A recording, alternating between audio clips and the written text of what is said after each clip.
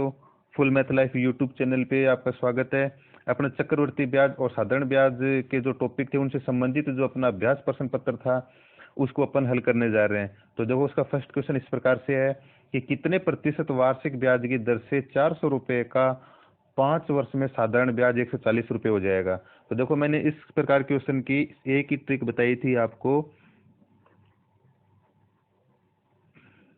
कि मूलधन इंटू समय, मूलधन इंटू समय इंटू दर और बट्टे में 100 इंटू ब्याज। ठीक है, इसी से अपन ने जो मैंने बताया था, वीडियो देखोगे तो उसमें समझ में आ जाएगा आपको। ठीक है, अभी डिटेल से बताएंगे तो फिर पेपर हल नहीं हो पाएगा। तो देखो, मूलधन कितना है इसमें 4000 रुपये, मूलधन कितना 4000 रुपये, समय कितना है 5 वर्ष, और दर कितनी, दर अपने को पता नहीं है तो दर का अपन आर ले लेते हैं दर की जगह, या फिर दर लिखेंगे। ब्याज कितना है 100 की जगह 100 आ गया। ठीक है, और ब्याज कितना है 140 रुपये। ठीक है, तो अब देखो इसमें ये कितना हो गया 100, 2 जीरो से 2 जीरो कैंसिल हो गई। अब कितना हो गया 4 पंजो 20, ये हो गया 20, और 20 का जब 140 में भाग लगाएंगे अपन कितना आ जाएगा 4। तो इसमें जो एक तो अज्ञात राशि बचेगी और जो जो दूसरी संख्या बचेगी लास्ट में वो उसी अज्ञात राशि का मान बचेगा। तो कितना आ गया 7%। तो इसमें पहले में क्या ऑप्शन आ जाएगा, डी ऑप्शन अपना आंसर आ जाएगा। ठीक है, आ रही बात समझ में। और देखो, इस क्वेश्चन को अपन इस प्रकार से भी कर सकते हैं कि देखो, 5 वर्ष का साधारण ब्याज 140 रुपये है, तो 1 वर्ष का साधारण ब्याज कितना हो जाएगा 28 रुपये। ठीक है, 5 वर्ष का साधारण ब्याज 140 रुपये है, तो 1 वर्ष का 28 रुपये, और 28 रुपये ब्याज जो 1 साल का वो कितने पे है 400 पे है। ठीक है, तो 400 का 28 कितना प्रतिशत है ये अपन निकाल लेंगे। तो कितना हो जाएगा, 4 से डिवाइड कर देंगे, कितना आ जाएगा 7%। ऐसे भी इसको कर सकते हैं। ठीक है, पहला क्वेश्चन समझ में आया। सेकंड क्वेश्चन क्या है कि कितने समय में कोई धन 25% वार्षिक साधारण की ब्याज की दर से स्वयं का 4 गुना हो जाएगा। तो देखो, मैंने दोस्तों आपको बताया था कि इसमें कितना दिया हुआ 4 गुना दिया हुआ है। तो मैंने आपको बताया था कि जितना गुना दिया हुआ उसका एक कम 100 के गुणांक में मानेंगे।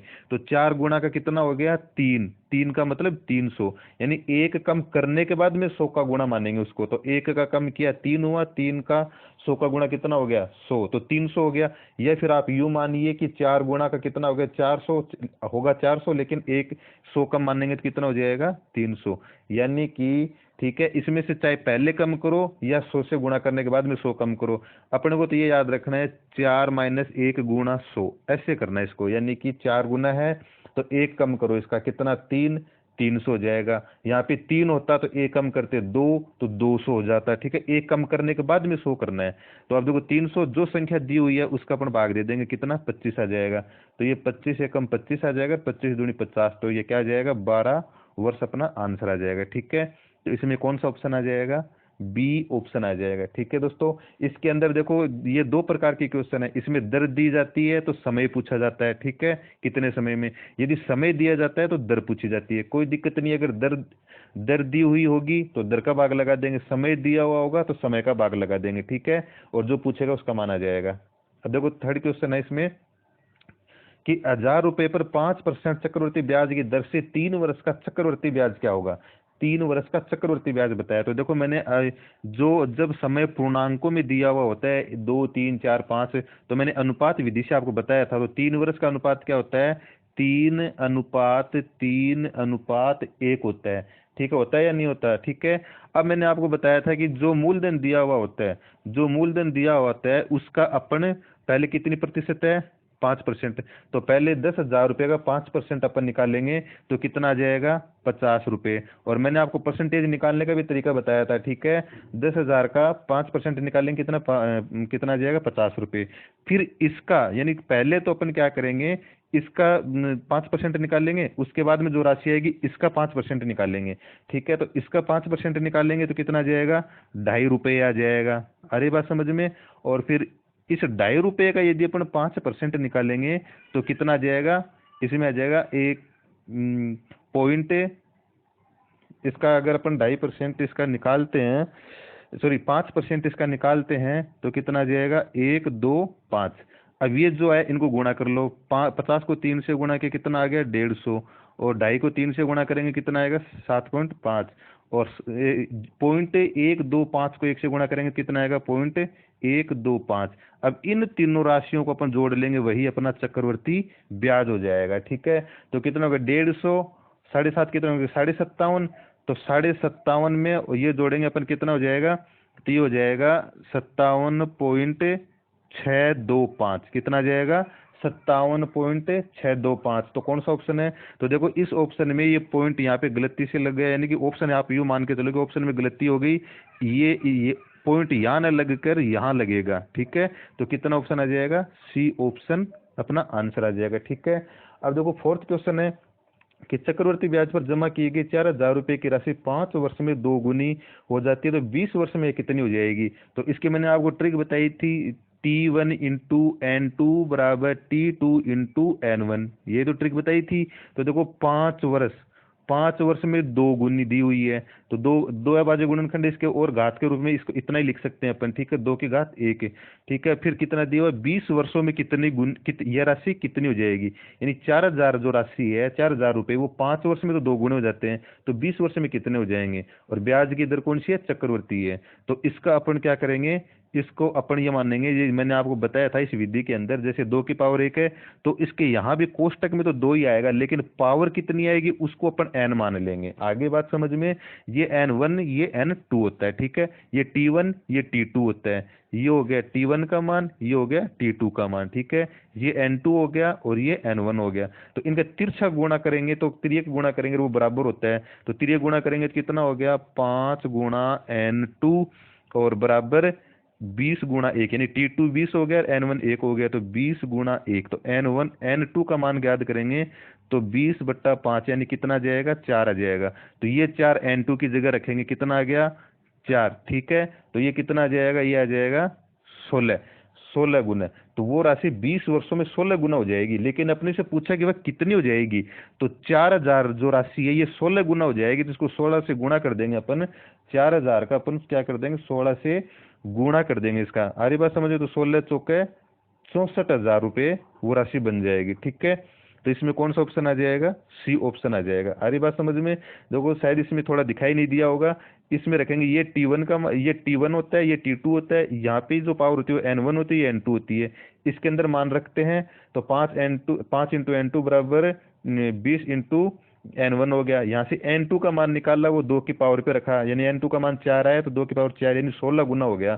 तो 4,000 का 16 गुना कर देंगे तो वो राशि कितनी हो जाएगी 64 गुना हो जाएगी। ठीक है, अब अपना नेक्स्ट क्वेश्चन है। नेक्स्ट क्वेश्चन इस प्रकार से है, देखो कोई धनराशि चक्रवर्ती ब्याज पर 16 वर्षों में स्वयं का 27 गुना हो गई, तो 25 वर्षों में कितना हो जाएगी। तो देखो इसमें कितना दिया है, 15 वर्ष के अंदर कितना गुना 27 गुना दिया हुआ, तो अपन 27 को क्या लिख सकते हैं 3 की पावर 3 लिख सकते हैं। लिख सकते हैं नहीं लिख सकते, 3 की पावर 3। फिर पूछ रहा है कि 25 वर्ष में कितना गुना हो जाएगा, तो अपन मानते हैं कि ये तो कोष्टक हो गया, तो कोष्टक वाली संख्या अंदर की संख्या तो सेम होती है, तो अपने को N2 निकालना है। ठीक है, और फिर बताना कितना गुना हो गया, तो ये कितना हो जाएगा, इन दोनों का गुणा करेंगे और 15 का भाग लगा देंगे, वही बात है, यानी कि 15 इंटू N2 बराबर 25 इंटू 3। ठीक है, अब इसका इसमें भाग लगाएंगे अपन, तो ये 15 यहाँ पे आ जाएगा बट्टे में। आ रही बात समझ में, तो कितना आ जाएगा, ये आ जाएगा 5, और 5 से 5 कट गया, ये कितना आ जाएगा 5, यानी N2 का मान कितना आ जाएगा 5। तो 3 की घात 5, 3 की घात 5 कितनी होती है 81 इंटू 3, तो 24 3, यानी कि 243 गुना आ जाएगा। कितना आ जाएगा 243 गुना, तो क्या आ जाएगा ऑप्शन में ए आ जाएगा। ठीक है, यानी कि इसमें वही ट्रिक लगी जो क्वेश्चन 4 में लगी है। ठीक है दोस्तों, सेकंड अपना 6 नंबर क्वेश्चन है, वो इस प्रकार से है कि साधारण ब्याज की किस दर से किसी धन पर 10 वर्ष का साधारण ब्याज उस धन का 2/5 भाग हो जाएगा। तो इसके अंदर मैंने आपको ट्रिक बताई हुई है कि जब भाग या हिस्सा वाला क्वेश्चन दिया हुआ होता है तो वो ट्रिक होती है कि भाग या फिर हिस्सा, और बट्टे में यदि समय दिया हुआ है तो समय आ जाएगा, और दर दी हुई है तो दर आ जाएगा। यदि समय दिया है तो समझो अपने से दर पूछा गया है, और यदि दर दी गई है तो समझो अपने से समय पूछा गया है। तो यहाँ पे क्या दिया गया, समय दिया गया, तो अपने को दर ही पूछी होगी। देखो किस दर से दर पूछी है, तो कोई दिक्कत नहीं है, ये आ गया अपना 2/5, और बट्टे में कितना समय कितना है 10, और गुणा 100। तो अपन जानते हैं इस बात को कि ये 5 इसके नीचे आ जाएगा, तो कितना हो जाएगा 2/5 गुणा 10 गुणा 100, यही तो हो जाएगा। तो 10 गुणा 5 50, 50 को 100 से काटेंगे, दो दो दूनी 4% अपना आंसर आ जाएगा। कितना आ जाएगा 4%। तो इसमें कौन सा ऑप्शन आ जाएगा, ए ऑप्शन अपना आंसर आ जाएगा। ठीक है दोस्तों, अपना अगर नेक्स्ट क्वेश्चन है कि कोई धनराशि 5% वार्षिक दर से 6 वर्षों में 2600 रुपये हो जाती है, तो वह राशि क्या है। यानी 6 वर्षों में 2600 रुपये हो गई, इसका मतलब वो क्या है, मिश्र धन दिया हुआ है, यानी इसमें ब्याज और मूलधन दोनों शामिल हैं। ठीक है, तो मैं आपको बताऊं, अपन जानते हैं मिश्र धन दिया है, तो अपन पहले मिश्र धन पे थोड़ा सा ध्यान करेंगे। मिश्र धन बराबर क्या होता है, मूलधन प्लस ब्याज होता है। आ रही बात समझ में। और मूलधन अपने आप में 100% यानी 100 रुपये होता है, मूलधन 100 होता है, तो इसका ब्याज कितना हो गया, देखो एक वर्ष में 5% है, तो 6 वर्ष में कितना हो गया, 6×5 30, कितना हो गया 30%। यदि मूलधन 100 रुपये है तो 100 का 30% 30 रुपये भी हो गया। ठीक है, याद रखना साधारण ब्याज में जो साधारण ब्याज के अंदर जो ब्याज होता है वो दर और समय का गुणा होता है, यानी कि 6×5 30%, यानी कि जितना मूलधन होगा उसका 30% ही ब्याज होगा। ठीक है, तो इन दोनों का गुणा कितना होगा 30, तो मिश्र धन कितना हो गया 130। अरे बात समझ में, मिश्र धन कितना हो गया 130। तो अब देखो इस 130 की अपने को वैल्यू दी हुई है कितनी 2600 रुपये, तो इसके अंदर अपन भाग दे देंगे कितने का 130 का। तो 130 का जब भाग देंगे तो कितनी बार जाएगा 20 बार। इसका मतलब 130 की वैल्यू 2600 दी हुई है, तो एक की वैल्यू कितनी आ गई 20 आ गई, आई कि नहीं आई। यानी 130 की वैल्यू 2600 दी हुई है, तो एक की वैल्यू 20 आ गई, क्योंकि 130 का 26 में भाग लगाया। अपने को ज्ञात क्या करना, वह राशि ज्ञात करनी, इसलिए राशि से गुणा कर देंगे 20 को। एक इकाई की वैल्यू 20 है, तो 100 इकाई की वैल्यू कितनी हो जाएगी 2000 रुपये। तो अपने को वह राशि पूछी थी, इसलिए 2000 अपना आंसर आ जाएगा इसके अंदर। ठीक है, और यदि ब्याज पूछता तो अपन ब्याज से गुणा कर देते, तो कितना हो जाता 600 रुपये क्या हो जाता ब्याज हो जाता। तो अब देखो 2000 और 600 मिलकर 2600 रुपये हो गया। ठीक है, लेकिन अपने को सिर्फ क्या ज्ञात करना था, ब्याज मूलधन ज्ञात करना था, इसलिए मूलधन ज्ञात किया। ठीक है, अब देखो नेक्स्ट क्वेश्चन है 8वां, कोई धन 5% साधारण ब्याज की दर से उधार दिया गया, यदि 8 वर्षों के लिए उधार दिए गए धन प्राप्त ब्याज से 270 रुपये अधिक हो तो वह धन ज्ञात कीजिए।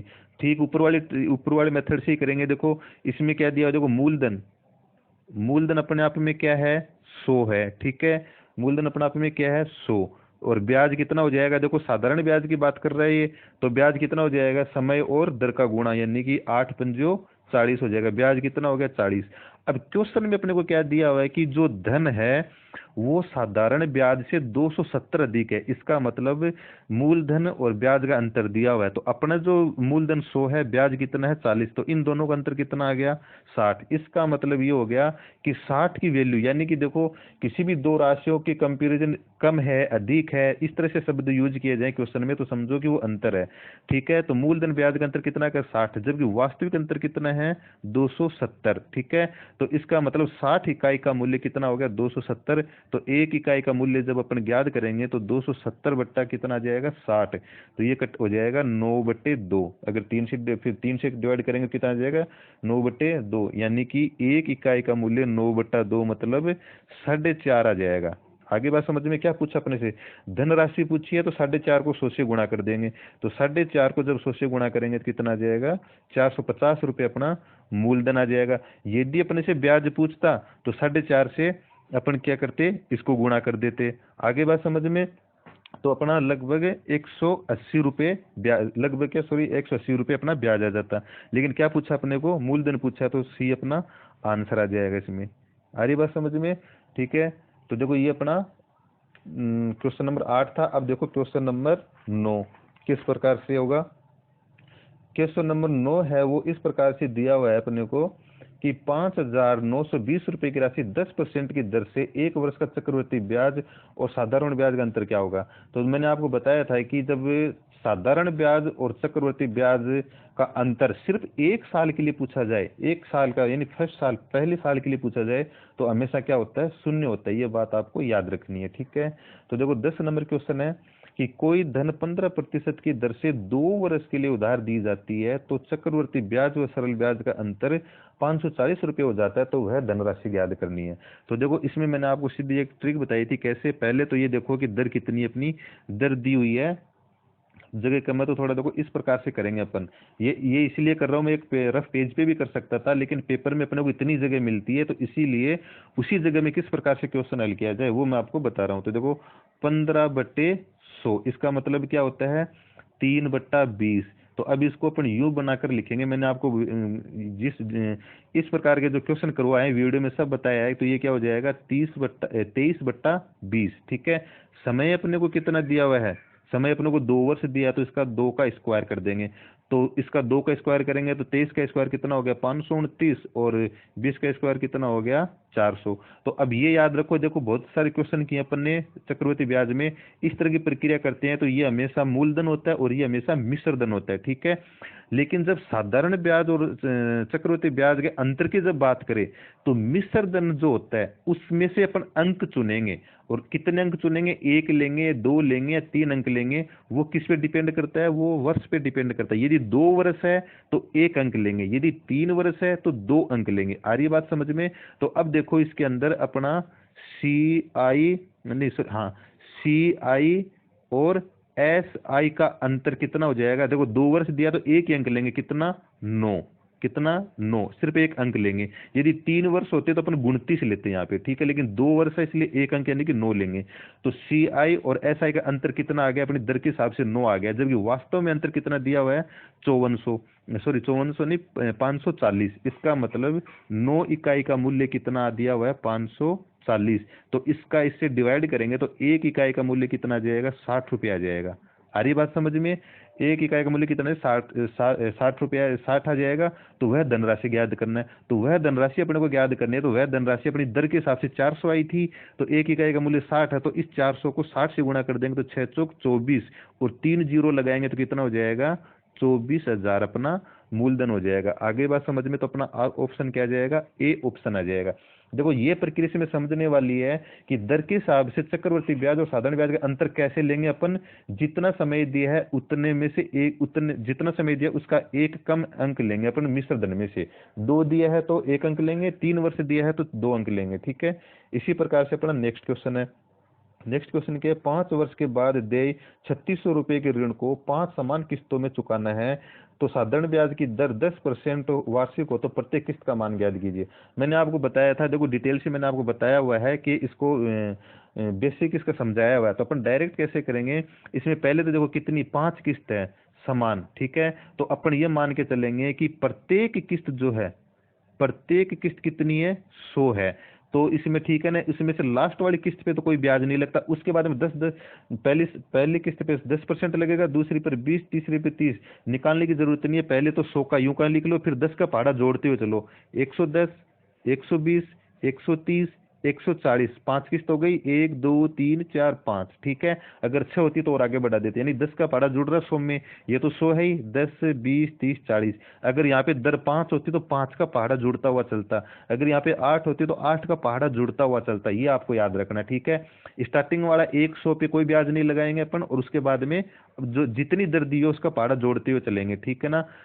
तो अभी देखो टोटल कितने 1 2 3 4 5, इन सब को अपन जोड़ेंगे तो कितना हो जाएगा 40 70 90 100 और 5 यानी कितना हो गया 600।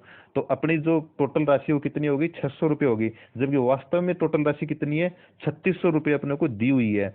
कितनी दी हुई है 3600। इसका मतलब हो गया कि 600 इकाई का मूल्य कितना दिया हुआ है 3600। तो 1 इकाई का मूल्य कितना आ गया 6 आ गया। 1 इकाई का मूल्य कितना आ गया 6 रुपये। तो अपने प्रत्येक किस्त कितनी मानी थी 100, तो 1 इकाई का 6 आ गया, तो प्रत्येक किस्त का मूल्य कितना आ जाएगा 600 रुपये आ जाएगा। ठीक है। तो ये अपन इसमें ए ऑप्शन अपना आंसर आ जाएगा। ठीक है। अब देखो अपना चक्रवर्ती ब्याज की जो किस्त वाला क्वेश्चन है वो किस प्रकार से करेंगे। तो देखो किस्त वाला जो क्वेश्चन है इसमें करेंगे अपन, सबसे पहले दर देखेंगे।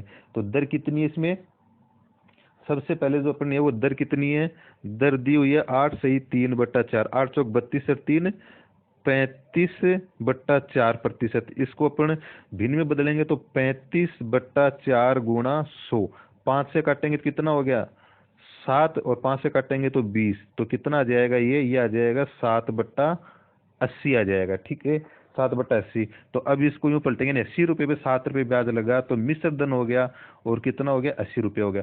अब देखो मैंने इस वीडियो में आपको ट्रिक बताई थी कि जो भी राशि अगर इस मिश्र धन से कट जाती है इन ऑप्शनों में, यानी कि चार में से कोई एक कट जाती है तो वही अपना आंसर है। यदि इसमें दो से ज्यादा कट जाती है तो इसका स्क्वायर करेंगे। तो इसका स्क्वायर कितना होता है, इसका स्क्वायर होता है 6, 9, 5, 7। ठीक है। अगर 87 से दो कट जाते हैं तो फिर स्क्वायर से कटेंगे, इस स्क्वायर से काट कर देखेंगे। तो स्क्वायर से कितना होगा, ये देखो सेम राशि आ रही है कौन सी, बी, तो इसमें अपना बी ऑप्शन हो जाएगा। ठीक है। लेकिन ये विधि कभी कभार लगती है, इसलिए अपन इसको इस विधि से भी करेंगे। अपना मूल विधि यही है। ठीक है। मूलधन 80 रुपये हो गया, तो मिश्र धन कितना हो गया, 87 रुपये। दो दो समान किस्त है तो इसका स्क्वायर करेंगे तो कितना हो गया, 7, 5, 6, 9, यानी कि नीचे 87 का स्क्वायर और इधर 80 का स्क्वायर कितना हो जाएगा, 6400।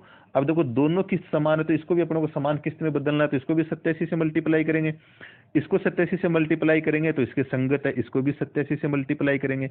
तो देखो इन दोनों को अब इन दोनों का गुणनफल मैं यहाँ लिख रहा हूँ, देखो तो कितना हो जाएगा, 0, 8 7 56 का 6, 5, 8 64, 5 कितना, 6960। अब देखो कुल मूलधन कितना हो गया, 0, 6, 9, 4, 13, एक असल की 6, 12, 1, 13। तो देखो कुल मूलधन कितना आया है, 13,360, जो कि क्वेश्चन में भी यही दिया हुआ 13,360। इसका मतलब कुल मूलधन 13,360 है, तो प्रत्येक किस्त जो अपनी दर के हिसाब से कुल मूलधन ये आया हुआ अपना, और दर के हिसाब से प्रत्येक किस्त ये आई हुई है अपनी। तो कुल मूलधन अपने क्वेश्चन में जो दिया हुआ है वो सेम है, तो किस्त भी सेम हो जाएगी। तो इसका मतलब अपनी किस्त कितनी हो जाएगी, 7,569 अपनी किस्त हो जाएगी। ठीक है। ये अपना SI और CI का CI के जो टॉपिक थे, चैप्टर था, उससे संबंधित क्वेश्चन का एक मॉडल पेपर था 12 क्वेश्चन का।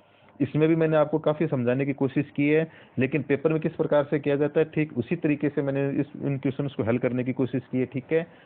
उम्मीद करता हूँ आपको ये अच्छा लगा होगा। ठीक है। लाइक कमेंट बॉक्स में कमेंट करके मुझे बताइए, वीडियो को लाइक कीजिए और ज़्यादा से ज़्यादा शेयर कीजिए। ठीक है। धन्यवाद।